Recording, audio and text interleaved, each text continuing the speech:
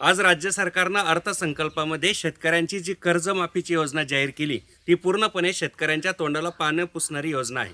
कारण विधानसभेच्या निवडणुकीच्या आधी भाजपाने संपूर्ण शेतकऱ्यांचा सातबारा कोरा करू असं आश्वासन दिलं होतं. आज मात्र जी कर्जमाफी योजना जाहीर केली त्या योजनेमध्ये 2 लाखाची अट घालण्यात आलेली. शिवाय सप्टेंबर 2025पर्यंत जे शेतकरी थकबाकीत आहे त्याच शेतकऱ्यांना या योजनेचा लाभ मिळणार आहे. 2 लाखाची अट, सप्टेंबर 2025ची अट, याच्यामुळे शेतकऱ्यांचा सातबारा कोरा होणार नाही.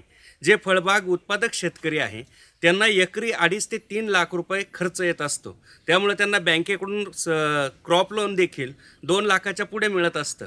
त्यामुळे ज्यांचं क्रॉप लोन हे 2 लाखाच्या पुढं आहे, पीक कर्ज 2 लाखाच्या पुढं आहे, ते सगळे शेतकरी या योजनेतून वगळले जाणार आहे असं आज तरी दिसत आहे. त्याच्यामुळे ही योजना फसवी आहे. सर्व शेतकऱ्यांचा विचार ह्या योजनेमध्ये झालेला नाही. त्यामुळे निश्चितपणे या योजनेवरती आम्ही नाराज आहोत. शेतकऱ्यांच्या हातात काही पडणार नाही हे स्पष्टपणे दिसतं आहे.